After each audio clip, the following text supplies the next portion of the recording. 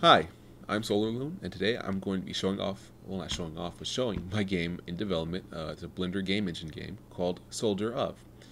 Soldier of is about a hero who comes home from hunting for his family, only to find that the city's been overrun with an alien force, so to speak, a foreign force of soldiers. And so he has to go find his wife in the middle of the city, get her, get out. That's the whole game, basically. Now, what it features is hopefully tight controls, hopefully very popping visuals, because it looks a lot like a Game Boy Color game, and hopefully it will feel like a Game Boy Color game, or a very classic old school game, but in 3D with lighting and really cool new things that weren't really possible to do back in the Game Boy Color days. Okay, so that's the hero right there. You use the arrow keys to move him about. He can shoot. He can target. I don't have any enemies, but if you press the target key, he can basically strafe around an enemy, which is going to be useful later on in the game when you have multiple enemies or when you need to keep moving and keep fighting, keep firing. Let's see. Also, he can roll. I almost forgot to mention that, by double tapping, which is going to be useful for evasion. Right now, it doesn't move very fast. It could move faster now I think about it, but it will be for evasion. So I need to see about that. I have some sounds in there, but they're pretty placeholder. It's not like I need them to sound like that. They sound okay, but obviously there's a lot of leeway that could lead into. Anyway, so let's go ahead and play through a little bit. So the city is called New Pitria, and that's the population, 53,000 people. So it's not a huge city like Los Angeles or anything, but there's people in there. And oh dear, something horrible has happened to the city. Simon, what happened?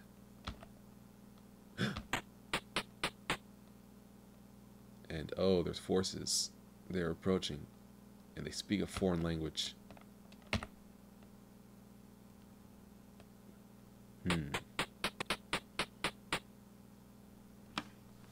Who were those guys? I should follow them. Alright, so that's the basic way that it begins. So you have it's going to be very not overworld, like kind of like Link's Awakening. It was very open. It wasn't like you had to go to a dungeon in that it led you to a dungeon or anything. It was just kind of like, each dungeon was in different places. You had to use different items and weapons to get to different places. I wanted it to be kind of like that, a Metroid kind of game. And so there's going to be areas to visit, secrets to find, like this one. You rummage through the trash can. You find a half-eaten hamburger. You eat it. Just kidding. Who would eat from the trash? That sort of humor can only be found here. Namely, bad humor. Next, in the other trash can, we have a gun clip. And who would throw away a gun clip too? But anyway, pressing the start button, so to speak, the enter key, shows you how much weapon ammo you have. The left hand is how much ammo you have in your gun. The right half is how much ammo you have for the weapon. The little icon there will have a little weapon showing which weapon you'll have. So there will be multiple weapons. And so, as you see, as I fire, my ammo wears down. And if I fire too much, I have to reload. So that little pause there was reloading. That was reloading right there. It really should be longer now that I'm looking at it, but it's not too hard to change that. So that's good. So transitioning from outside to inside is pretty simple. You just go into a building that's open, and then you are inside. So you saw him flip down right there. It's going to be pretty much when he falls.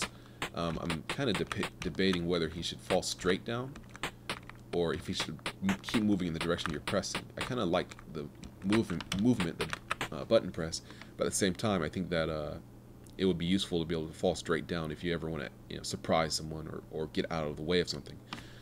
But yeah, so it's this game is evolving surprisingly fast. I've never really worked on a game that became quote unquote big this quickly. where I'm just basically making assets now. It's not even about really coding. It's just getting more areas to maneuver around and do things with. But yeah, it's going pretty well. So hopefully I'll be able to finish this one, and I'll be able to keep up the devlogs coming, the development blog videos. Yeah, so thanks for watching. I've been SolarLoon. If you want to see this game made, it would help if people would donate. That would really help show me how many people would like to see it. Otherwise, keep watching and I'll keep making it. And thanks for watching.